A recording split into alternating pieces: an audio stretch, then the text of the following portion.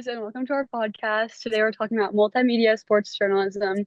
I'm Campbell, I'm a sophomore, and I'm double majoring in sports communications and marketing. Hey, I'm Anne. I'm a sophomore and I'm majoring in sports communication. Hey, I'm Thomas. I'm also a sophomore and I'm majoring in communication. Hi, I'm Kendall. I'm a junior and I'm majoring in women's leadership. And I'm Cate. I am a junior and I'm studying sports communication. Okay, guys, what is multimedia sports journalism?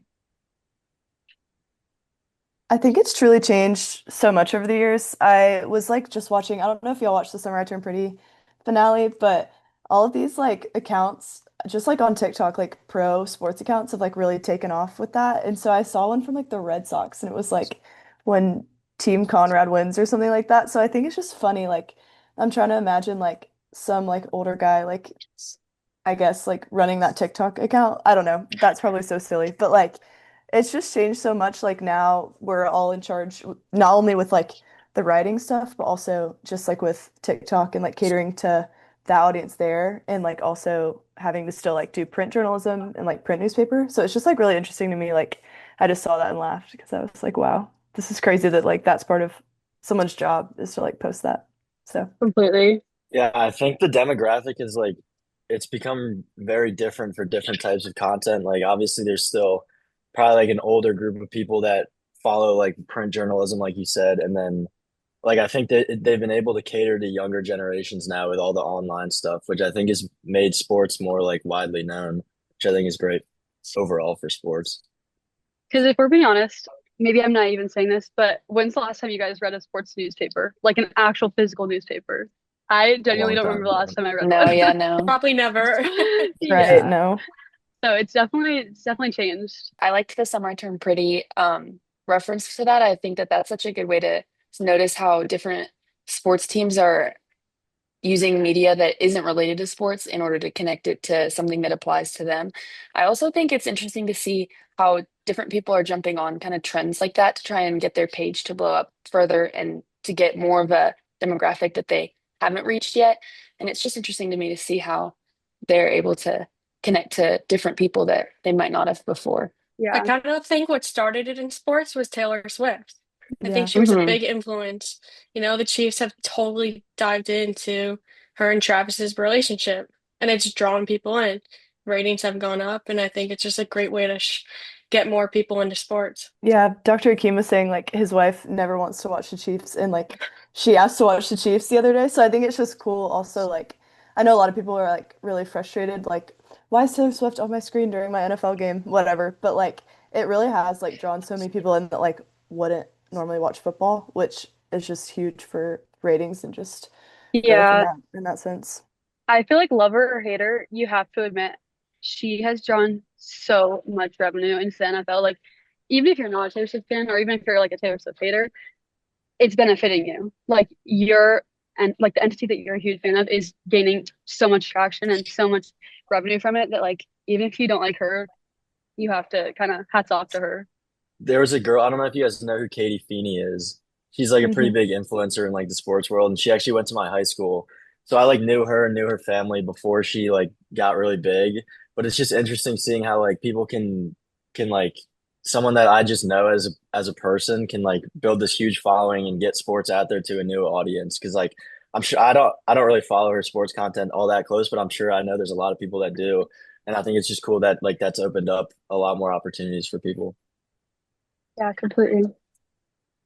Yeah, I saw that she just got hired by ESPN, which is Yeah, crazy to which Mhm. be like an it's analyst. insane. Yeah. Yeah. Yeah. Yeah, I think she's such a good example of someone that broke into the sports industry without necessarily being involved in sports herself. Like she just kind of blew up on social media and started posting about sports. I just think that's Very such a cool true. way to do it. What are y'all's thoughts on like influencers becoming kind of like people in the sports world, I guess, like analysts and stuff like that? If they know what they're talking about, then I'm completely fine with it. But like I've seen like I don't know, I can't really think of like specific examples, but I've seen people that like get a job as an analyst because of a following they built up on another like site or another app or whatever. And I Yeah. just feel like they don't really know what they're talking about, and that's kind of frustrating to see when there's people that have like spent their whole lives like working towards no, and I actually do know what they're talking about. And I think that's sometimes a little frustrating, but if they know what they're talking about, for sure. This is kind of a random poll, but do you guys remember Timothy Chalamet on College Game Day? Yes. Like Yeah, Yes. yeah. I don't really, was it last year, right? I Yeah. I think it think was Yeah. so. last year. Yeah. Um, I am in support of people like that, where they come in and you're kind of like, why are you here right now? Like you're an actor and not really in the sporting realm at all, like not even in sport movies. Um, but like he came in, he knew his stuff. Like hmm he was not oblivious to what he was talking about, and like he did his research. And I think in that sense, I'm a huge fan of it. Like if you kind of value that and you put the work in and you come in, sure, it's you didn't get the opportunity through sports, but you got the opportunity and you respected that. I'm a huge fan of it. But I think the people that come in and they're just so unbelievably uneducated and it's very obvious that they don't know what they're talking about. It's kind of like, okay, you took that opportunity away from somebody who's very educated in this realm. Do we think like the traditional sports journalism is dying out, or is it developing into a new world of social media and different content forms? I would say I don't think sports journalism will ever die out. I think that there will always be sporting or sports fans.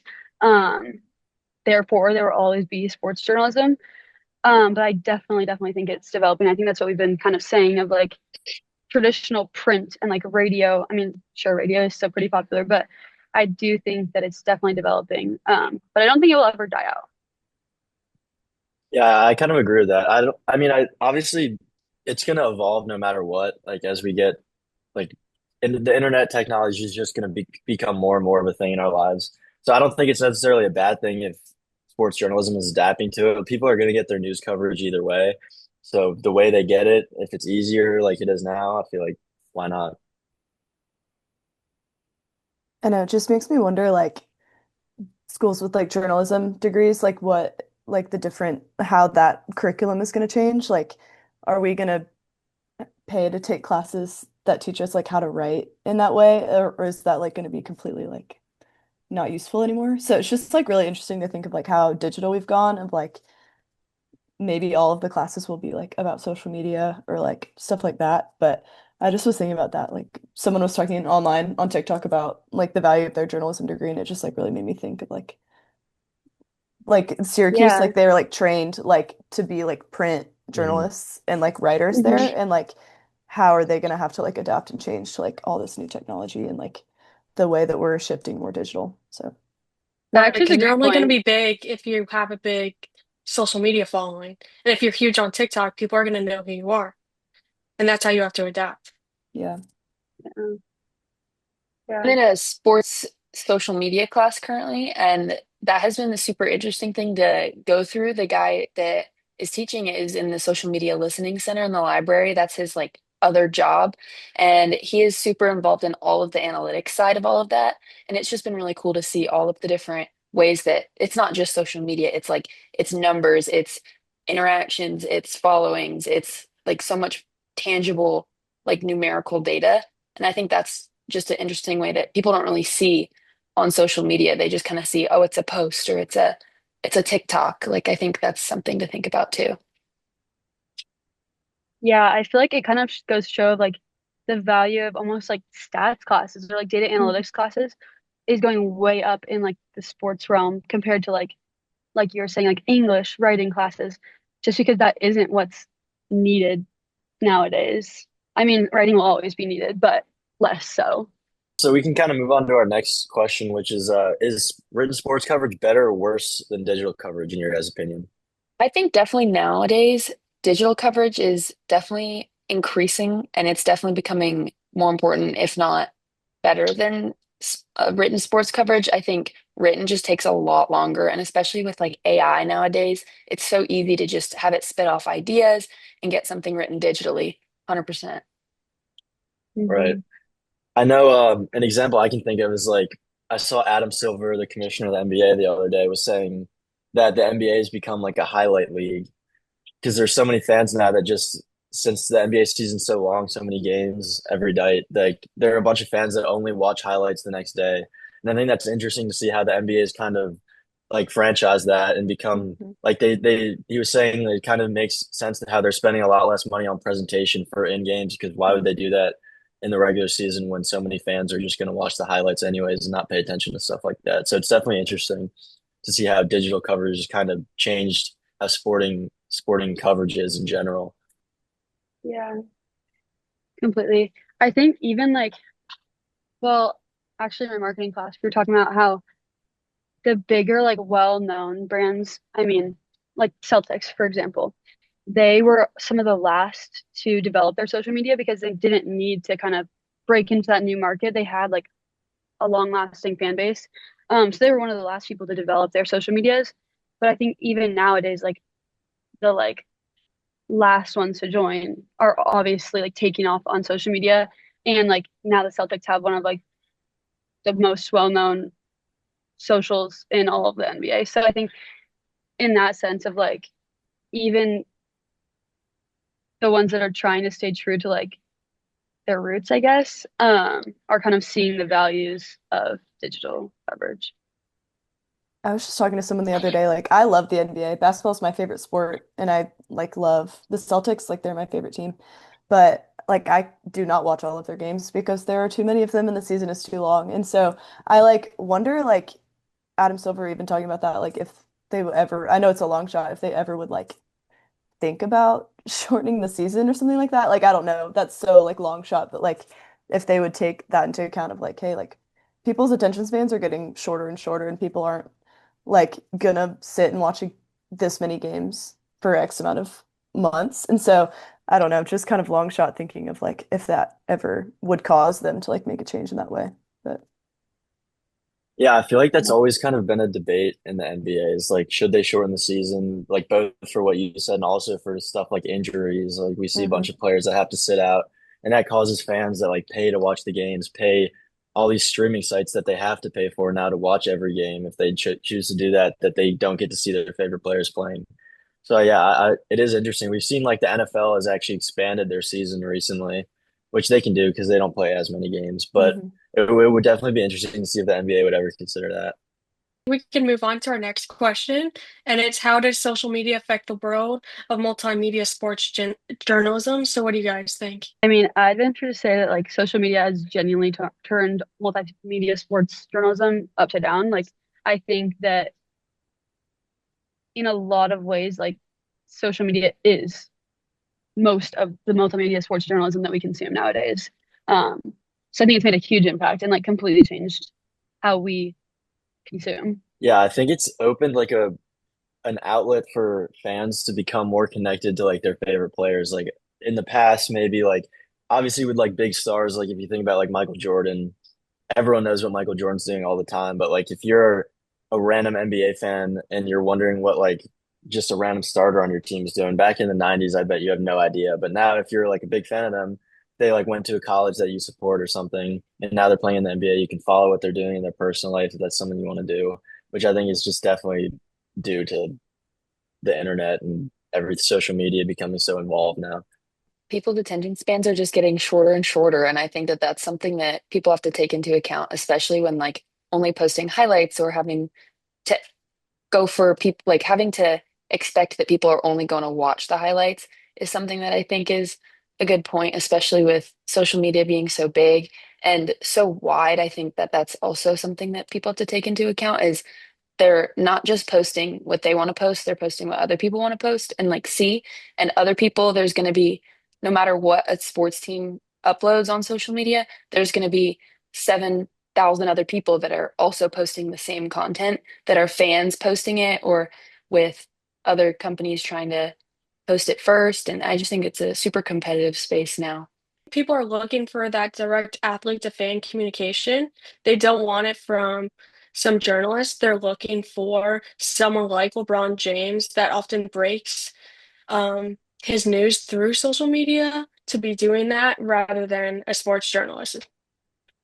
Yeah, I think that kind of ties back into like um they want to feel like they're a fan of a person, not just like an idol. Like they want to know that that's a real person. They want to know what they're up to. They want to know whatever it is, and that almost goes back to having like a social media presence helps you kind of get into the sports world on our side of things, I think we've probably all been told like develop your own personal social media to break into the sports world.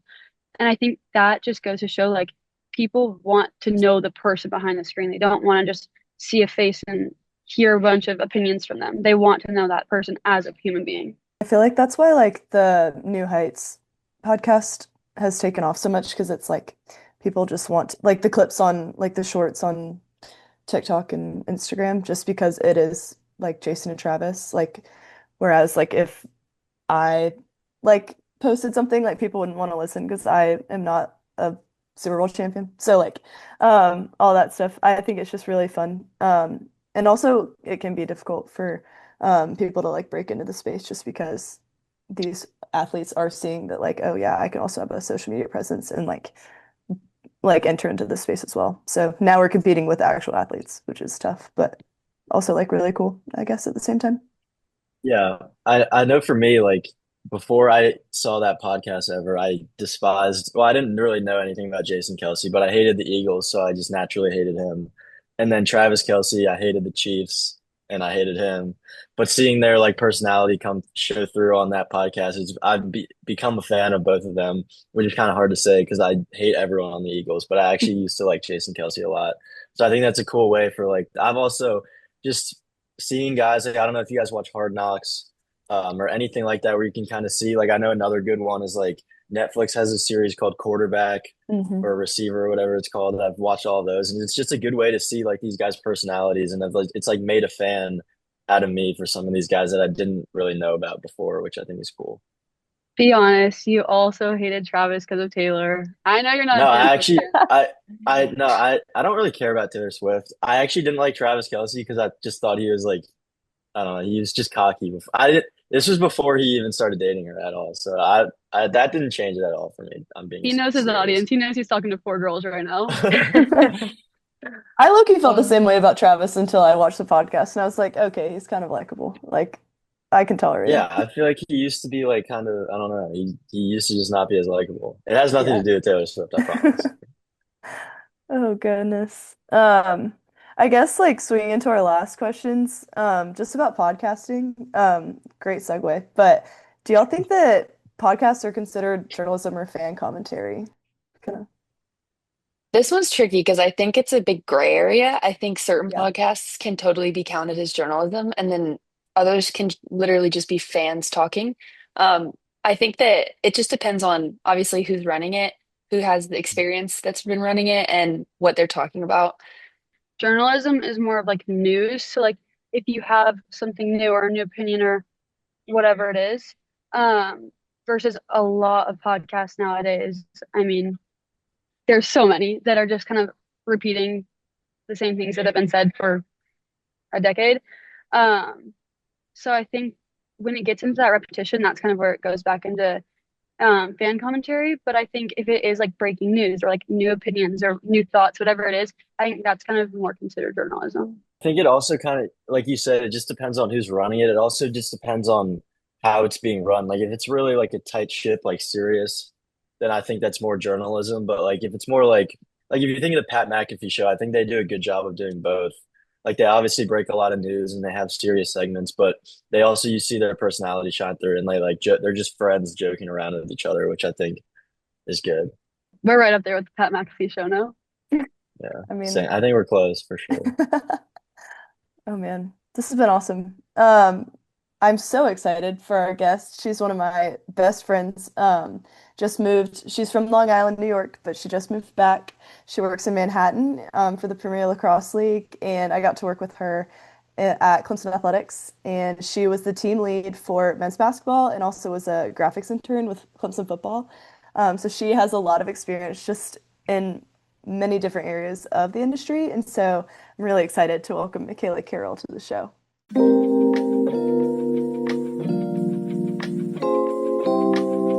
Sheila, thank you so much for coming to our podcast. I'm Campbell. I'm a sophomore and I'm double majoring in sports communications and marketing. I'm Anne. I'm a sophomore as well, and I'm majoring in sports communication. I'm Thomas. I'm also a sophomore and I'm majoring in communication. I'm Kendall. I'm a junior and I'm majoring in women's leadership. And I'm Cate, and I'm a junior, and I'm studying sports communication. Awesome. So yay. Introduce myself now, Yeah, that'd be or great. Yeah. okay. So I'm Mikaela Carroll. I just graduated from Clemson in May. My major was graphic communication. I minored in brand comm. But I really took all my knowledge and what I'm doing right now from my time with athletics and in the athletic communication sector. Right now I'm working for the Premier Lacrosse League. I just wrapped up my first season on Sunday. So yeah. Awesome. Mikaela, can you give us kind of a rundown of what you did with Clemson? You just have so much experience and did so much, so just kind of a rundown of that would be awesome. Yeah, for sure. So I originally started as a photographer. I was a photographer for my high school. And when I went to Clemson, I just did that. I got a volunteer job. I would do recruit shoots and things like that. Over time, some of the seniors graduated. I got like a full-time spot as a student on the photography team. So I would shoot kind of any event from, you know, tennis on a Saturday morning to, football in Death Valley at night. Kind of all over the place. Over time, I got a lot closer with the track and field team. I got to travel with them a few times. I ended up traveling with women's basketball a little bit. And like towards the end of my junior year, I was like, I kind of want to do a little bit more. Like I know I can do photo and like I kind of just want to do a little bit more. So my senior year, I became the student team lead on men's basketball. So I basically served as like social media admin and assistant to Ben Winterode, who was the sports information director there. And all that experience really got me to where I am right now. That's so awesome. I want to ask you, what was the most challenging part of working kind of like all the different communication departments in Clemson? And then how does that translate to the Premier Lacrosse League? Like, are those challenges still similar or not really? So I think it's definitely a little, because at Clemson, what I did, like, I guess it was different because everyone knows everyone and like you have so much access to the students and so much resources and help, especially being a student.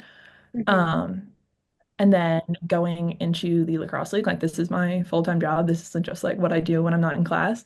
So that was definitely an adjustment. And just working for like a league in general as opposed to a college was super different. I'd say those were like the biggest differences, but obviously like everything I took from Clemson, I've been able to apply to the PLL. Okay, yeah, that's super helpful. Mikaela, how have you seen media coverage of lacrosse evolve since you've started working with it? So it's super cool. We actually in the middle of my season, we just signed a big deal with ESPN. So ESPN is going to be covering the PLL for the next 5 years, which is a huge deal that we're going to be on ESPN and their affiliates. So like that's just huge in general because like when you think sports, you think ESPN. You're not thinking like ESPN plus plus plus or like ESPNU, but there's no college on, whatever. So that's a huge deal. Just in general, like there was a pro lacrosse league back in the day, but it was kind of just like a bunch of adults. They'd play. I think if you won, you got like $500 and some Bud Light, like Bud Light player of the game. And like we just had a championship sponsored by US Bank. We had a end of the year award sponsored by Lexus. Like there's 7 members of my team, like my social team. Like 7 people are running just social platforms and media for our teams and the PLL. So like it's huge to like have that much coverage and things like that. We're about to go on a dark week just because we've worked. So I started right after graduation. This is my first time off, starting today Mm. at 5. So it's just we travel everywhere. We're covering every game, every practice. We're doing interviews. We're taking them for, like social hits, like, oh, like, this or that, or things like that. Um, so I say that was it's just growing and growing and growing. I think like the big telltale will be LA 28. Lacrosse will be played in the Olympics in LA in 2028. So we're just building and building and building. And once we get there and we're on the world stage, that'll be huge. Do you get to go to that or like help out with that at all? I'm really not sure. Okay. Uh, that'll be a fine line because it'll be for the USA. Like It's Yeah. not, it'll be Team USA, it won't be PLL. Like a bunch of our players will play there. But it's similar to like the NBA. Like the NBA sends their players, but like it's not I don't Yeah. know. Okay, that's awesome either way. Yeah, so I was wondering, how do you feel the PLL has taken a unique approach to media, or is it pretty standard to the NCAA? It's definitely different because I mean, I'm sure before like you guys, Cate told you about this, like not a lot of people know about the PLL or lacrosse in general, especially in the South. Like I'm from Long Island. Lacrosse is how we live and breathe lacrosse. Just like not a lot of people know about lacrosse. So we have to do so much just to get people to be interested in watching a game. So a whole week leading up to my game, I'm doing storytelling. I'm like, last time we played the Redwoods, Jared Newman held Ryder Garnsey to 2 points. And like, that guy scores like 10 points a game or whatever. Just so I have to be storytelling and like in my copy and everything. I'm like, tune in this Sunday, ESPN, ESPN2, like at 2 p.m., like watch the chaos play, blah, blah, blah. So the whole week we're just building and building and building up. And there's so much paid media behind it and things like that, as opposed to a Clemson where you could post a picture of, Ian Shefflin's shoelace and be like, football plays today, and everyone would be like, go Tigers. Like people really, really care about Clemson stuff. And not that people don't care about the PLL, it's just you got to really make people care. So, I mean, on any given day this whole summer, I had two in-feed Instagram posts going out on both of my teams. And on game day, 5 posts in game, plus all the beforehand, all the aftermath, things like that. And then for the rest of the year, it's just gonna be 1 post a day. Thank goodness. That's so interesting. Yeah, so you mentioned how important storytelling is for a growing sport like lacrosse. Do you have any like strategies that you use to try to spread like how interesting the sport is? Because I know for me, I'm from Maryland, so it's huge there too, but I guess down here not many people know about it. So is there anything you do specifically that like you can help grow the sport? Yeah.